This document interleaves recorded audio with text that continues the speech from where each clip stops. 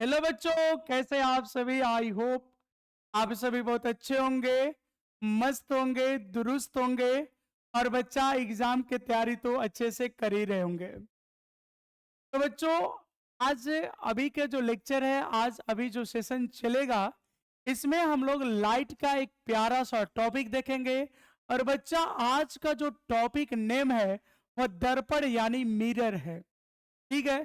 तो बच्चों, दर्पण किसे कहते हैं, पहला अगर हम आपसे पूछ ले कि दर्पण क्या है, मिरर क्या, व्हाट इज मिरर, दर्पण क्या है बच्चा, दर्पण से क्या समझते हैं या दर्पण किसे कहते हैं, तो क्या जवाब होगी बच्चा आपका। चलो जल्दी से कमेंट करके बताओ। और इसका जवाब सहायता देगी स्पेशली सहायता और मौसम, इसका जवाब दो। दर्पण किसे कहते हैं, दर्पण क्या है बच्चा ये बताओ।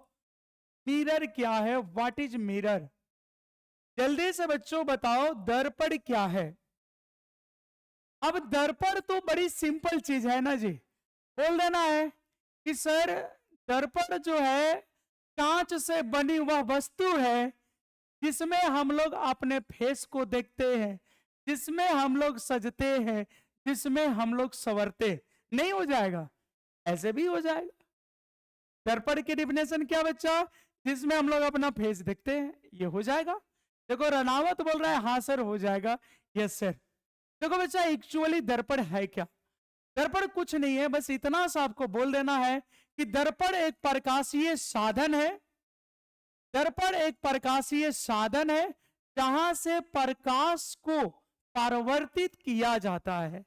दर्पण क्या बच्चा, तो दर्पण एक प्रकाशीय साधन है जहां से प्रकाश को परावर्तित किया जाता है। ठीक है बच्चा, तो चलो इसको नोट कर लेते हैं। दर्पण क्या बच्चा, तो दर्पण दर्पण वह प्रकाशीय साधन है। दर्पण वह प्रकाशीय साधन, दर्पण वह प्रकाशीय साधन है जिससे जिससे प्रकाश किरण को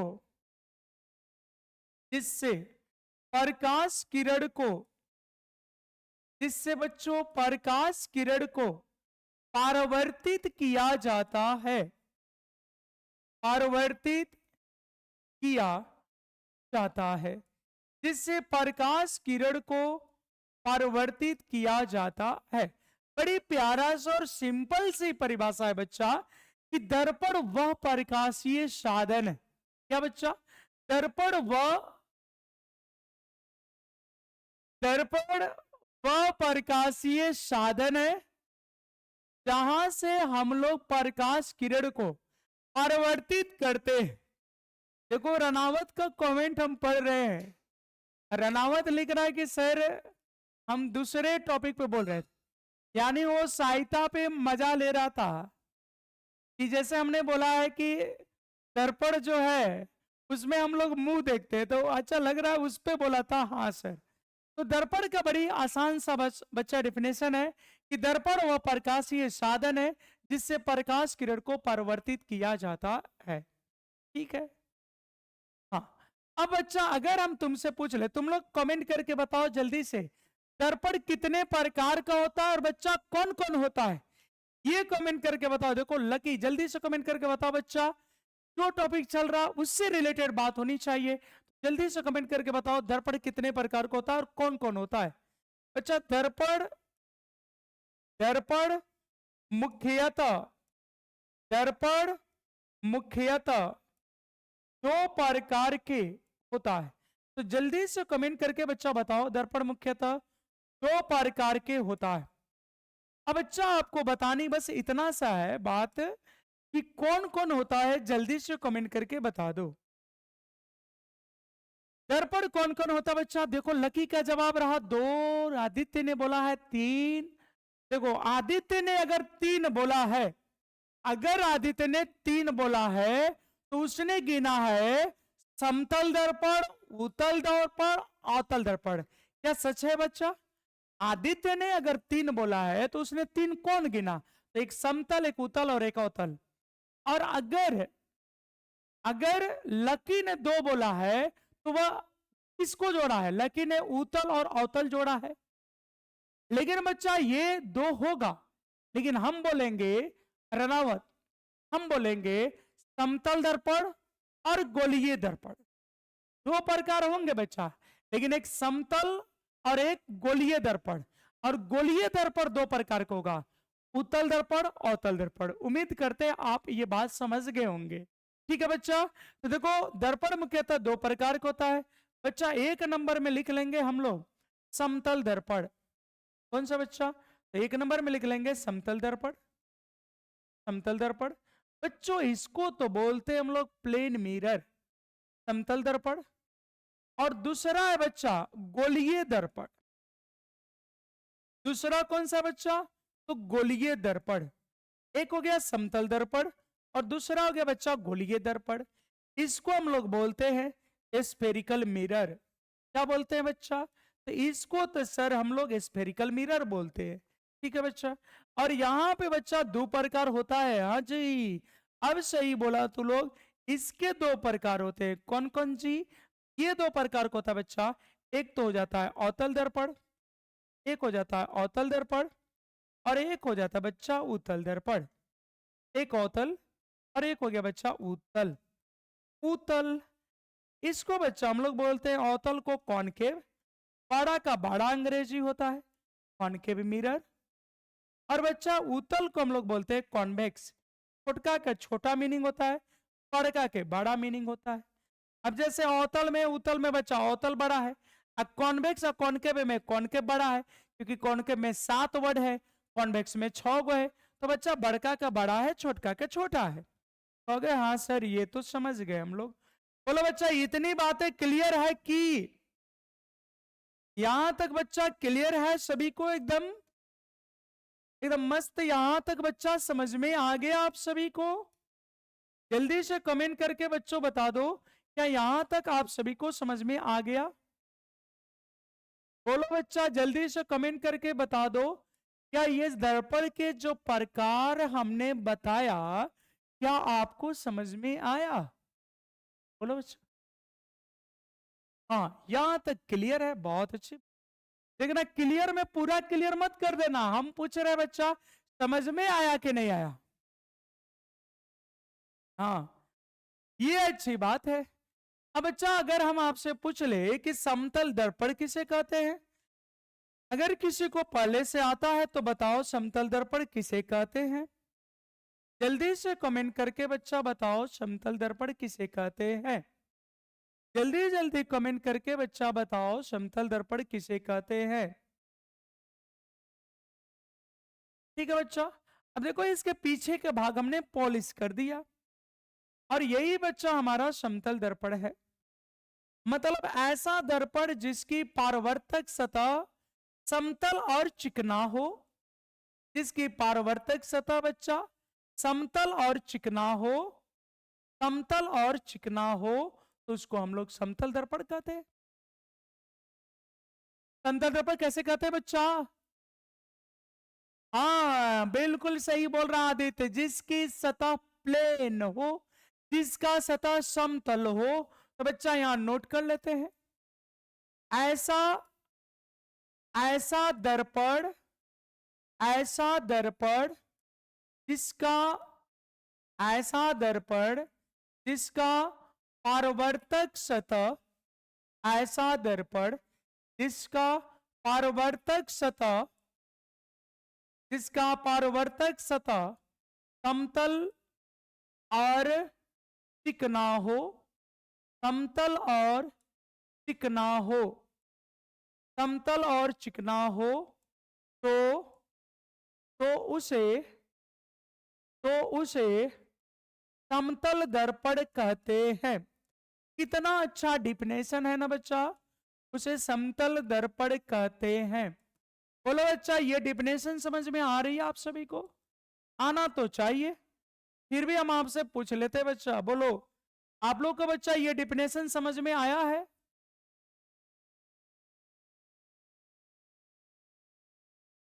बोलो बच्चा, ये डिफिनेशन आपको समझ में आ रहा है क्या? आप सभी को बच्चा ये डिफिनेशन समझ में आया है? ये समतल दर्पण की डिफिनेशन बच्चा आपको समझ में आ रही है? जल्दी से कमेंट करके बोलो, कमेंट करके बोलो जी। ये समतल दर्पण वाली डिफिनेशन आप लोग को कष्ट दे रही है क्या? नहीं ना? कष्ट तो देना नहीं चाहिए, फिर भी दे तो आप कमेंट करके बता सकते हो कि हाँ सर कष्ट हो रहा है। कैसे कैसे कर, तो थोड़ा सा इधर कर ले।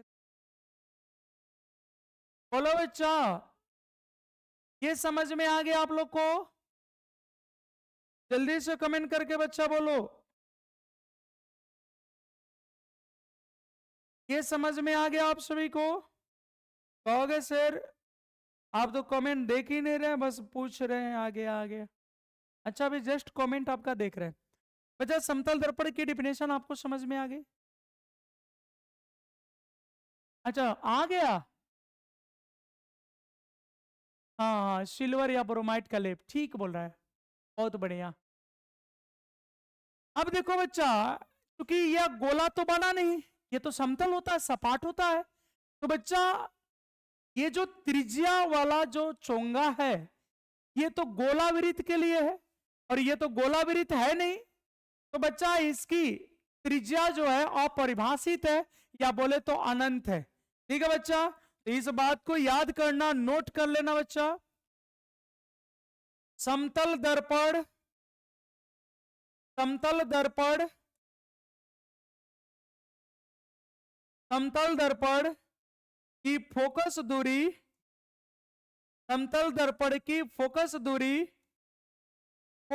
को बच्चा हम लोग एफ लिखते हैं ना, स्मॉल एफ लिखते थे, और समतल दर्पण की फोकस दूरी और वक्रता त्रिज्या, बच्चा ये पूछता है ऑब्जेक्टिव में, वक्रता त्रिज्या अनंत होती है, वक्रता त्रिज्या अनंत होती है।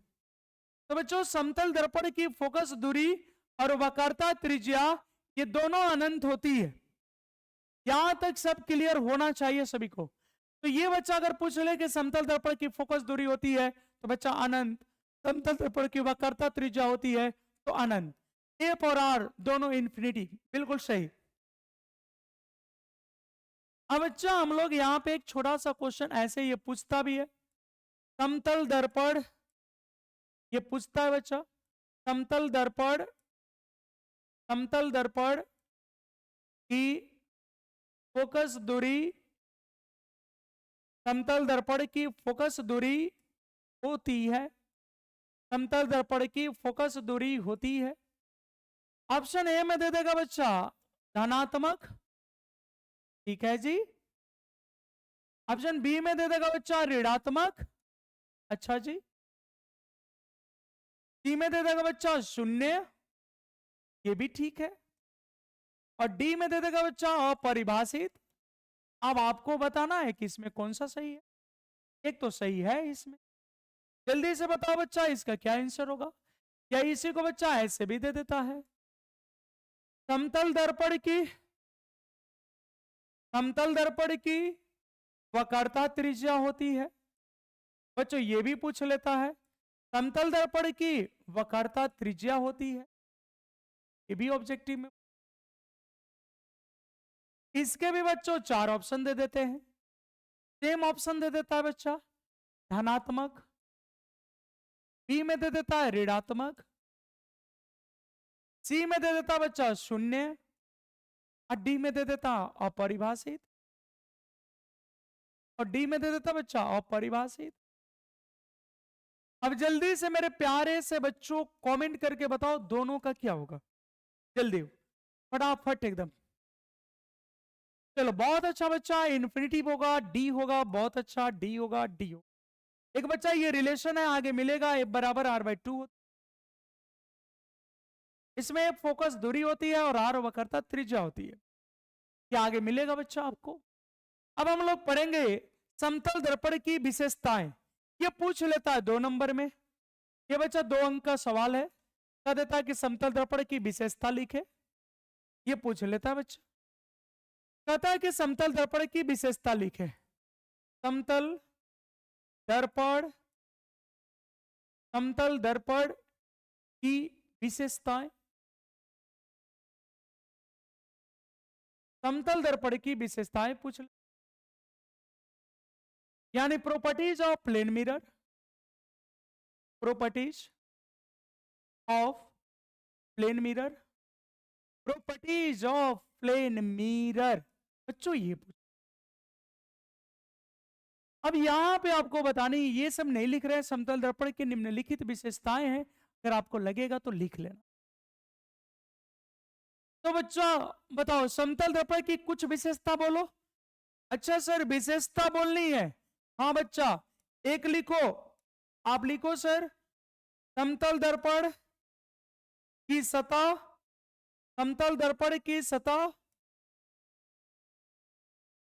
समतल होती है,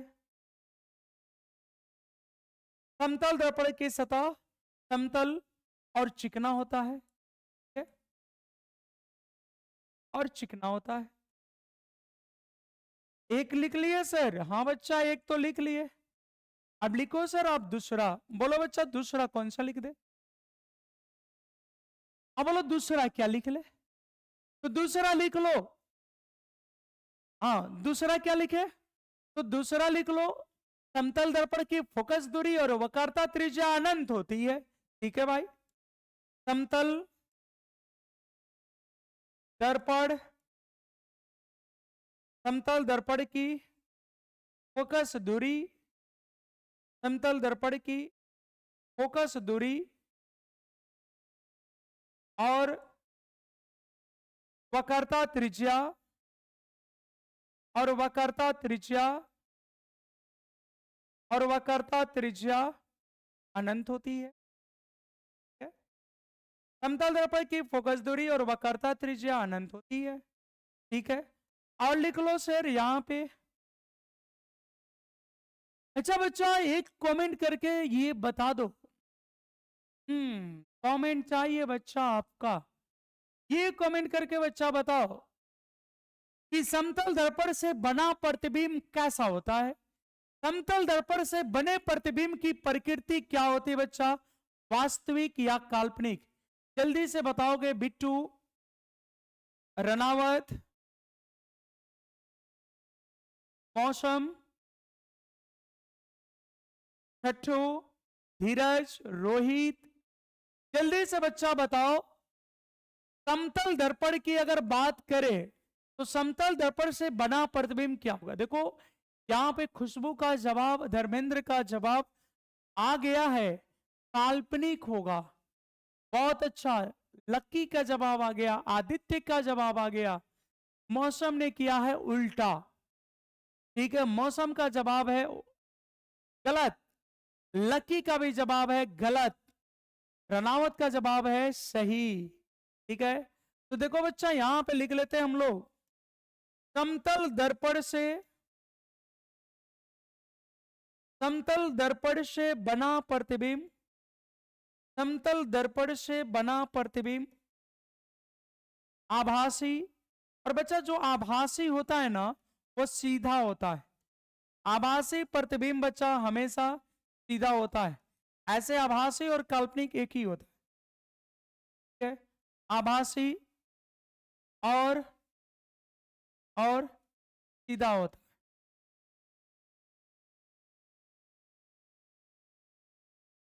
सीधा होता है। आपको पता है बच्चा, समतल दर्पण से बना प्रतिबिंब ना एकदम वस्तु के हाइट के बराबर होता है, समतल दर्पण से बना प्रतिबिंब वस्तु के हाइट के क्या होता है बच्चा, बराबर होता है। कभी तो लोग आईना के सामने बच्चा, कभी मिरर के सामने बच्चा, तू खड़ा होकर ऐसे हाथ रखना ना मिरर पे, बच्चा तुम्हारा प्रतिबिंब ना ऐसे हाथ रख देगा, तू अपन नाक सटाएगा ना वो में, हाँ लक्की ये बच्चा सही नहीं है, ठीक है? देख रहे हैं ना मौसम, लक्की लिख रहा है, मौसम तुम सच में मौसम की तरह बदल जाती हो, ये अच्छी बात नहीं, ठीक है? अब देखो, अब बताओ रवि क्या मार के आ गया जी, कि कौन नशा करके आ गया? बताओ, अभी 1 घंटा पहले मिले हैं, अभी मिल रहे हैं और पूछ रहा है कैसे आप? या तो शुरू में पूछ लेते।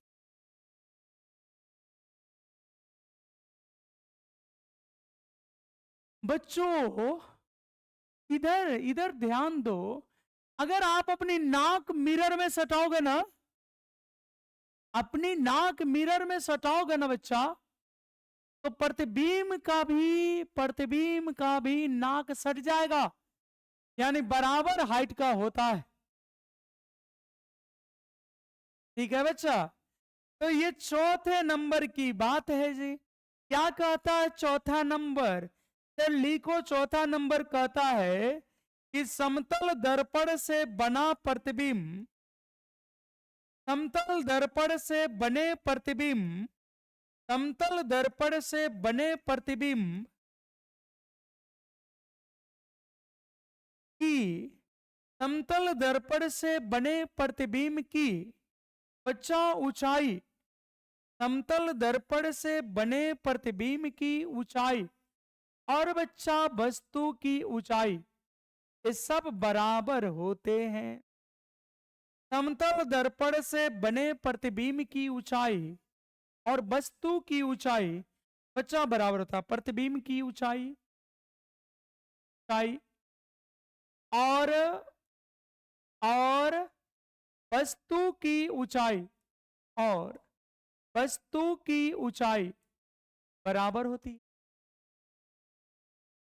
ठीक है जी, ये दोनों बच्चा बराबर होता है। तो पूछ लेता है कि समतल दर्पण का रैखिक आवर्धन कितना होता है? तो बच्चा समतल दर्पण का रैखिक आवर्धन 1 हो जाएगा।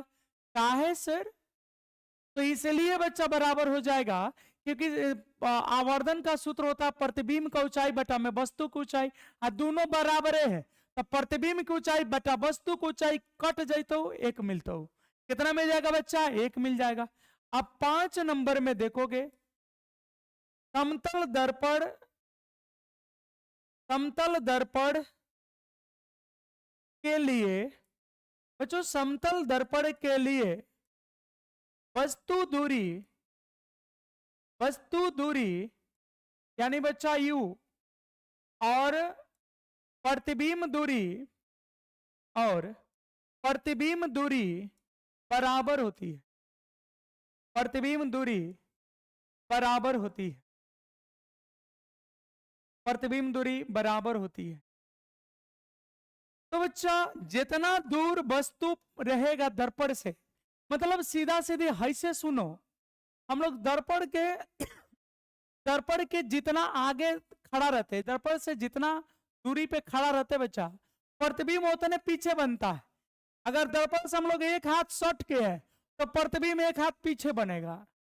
बात समझ में आ रहा है? अब देखो बच्चा, एक और बात समझिए, समतल दर्पण से बने प्रतिबिंब में पार्श्व परिवर्तन हो जाता है, यानी उसमें अपना बायां कान छुएगा ना बच्चा, उसमें अपना बायां कान छुएगा ना, तो मैं प्रतिबिंब में दाहिने नजर आएगा। ठीक है, उसमें बायां छुओगे ना इसे, तो मैं दाया नजर आएगा। तो इसको बच्चा हम बोलते हैं पार्श्व परिवर्तन। इसको क्या बोला जाता है? पार्श्व परिवर्तन।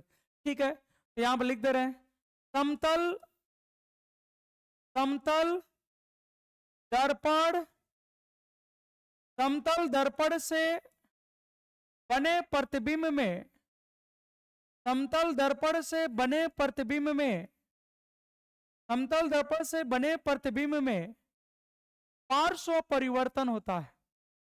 समतल दर्पण से बने प्रतिबिंब में पार्श्व परिवर्तन होता है, पार्श्व परिवर्तन होता है। मतलब अच्छा, जो दाएं वाला भाग है उसमें बाएं नजर आएगा, जो दाया है बच्चा उसमें बाएं नजर आएगा। ठीक है, हाँ, पार्श्व परिवर्तन, जो दाएं है वो बाएं नजर आएगा, जो बाएं है वो दाएं नजर आएगा, जैसे लगेगा गंजा मार के आए। ठीक है, ऐसे कौन गंजा मार लिया? रवि। अच्छा, तो बच्चा ये बात समझ में आ गई, दाएं वाला बाएं नजर आएगा, बाएं वाला दाएं नजर आएगा। ठीक है, हाँ, इसको बोलते हैं बच्चा पार्श्व परिवर्तन। और एक बात ये है बच्चा कि अगर आप वस्तु का पूरा प्रतिबिंब देखना चाहते हैं, आप चाहते हैं कि वस्तु का पूरा प्रतिबिंब बने, तो बच्चा दर्पण की ऊंचाई वस्तु की ऊंचाई की कम से कम आधी होनी चाहिए। वस्तु की ऊंचाई कितनी होनी चाहिए? सॉरी, दर्पण की ऊंचाई वस्तु की ऊंचाई की आधी होनी चाहिए। अगर व्यक्ति 6 फीट का है तो प्रतिबिंब उसका पूरा बनने के लिए कम से कम दर्पण की ऊंचाई 3 फीट होनी चाहिए, कम से कम। ठीक है, तो बच्चा यहां पर लिख दे रहे हैं, समतल दर्पण में, समतल दर्पण में, समतल दर्पण में वस्तु का, समतल दर्पण में वस्तु का पूरा प्रतिबिंब बनने के लिए, पूरा प्रतिबिंब बनने के लिए, पूरा प्रतिबिंब बनने के लिए दर्पण की ऊंचाई, दर्पण की ऊंचाई वस्तु के ऊंचाई की, वस्तु की ऊंचाई की, वस्तु की ऊंचाई की आधी, वस्तु की ऊंचाई की आधी होनी चाहिए। वस्तु की ऊंचाई की आधी होनी चाहिए। बोलो बच्चों, ये समझ में आया क्या आप सभी को? नहीं नहीं, आज मैराथन नहीं होगा। ठीक है, आज मेरी तबीयत अच्छी नहीं है, फिर भी इतना पढ़ा दिया, अब नहीं पढ़ाएंगे। अब तो लोग कुछ ज्यादा लालच कर रहे हो। ठीक है बच्चा, अब कल बताते हैं। ठीक है, ये बच्चा आज की जो क्लास थी वो अच्छे से समझ में आ गया क्या? बच्चा आज की क्लास जो थी अच्छे से समझ में आपको आ गई? जल्दी से एक प्यारा सा कमेंट हो जाए, यस और नो, जल्दी फास्ट। बच्चा ये जो हमने दर्पण बताया, क्या ये समझ में आ गया? चलिए, हाँ या ना जल्दी से बता दो। जी सर, और लोग बोलो, जल्दी जल्दी कमेंट कर दो बच्चा, समझ में आया क्या? चलिए, सभी को समझ में आ गया। चलिए, बहुत बहुत धन्यवाद। अब मिलते हैं बच्चा, अब कल। आज के क्लास में, आज के लेक्चर में इतना ही। अब दीजिए इजाजत, आपके लिए लेकर आएंगे कल एक नया सा टॉपिक। अब कल बताते हैं। धन्यवाद आप सभी।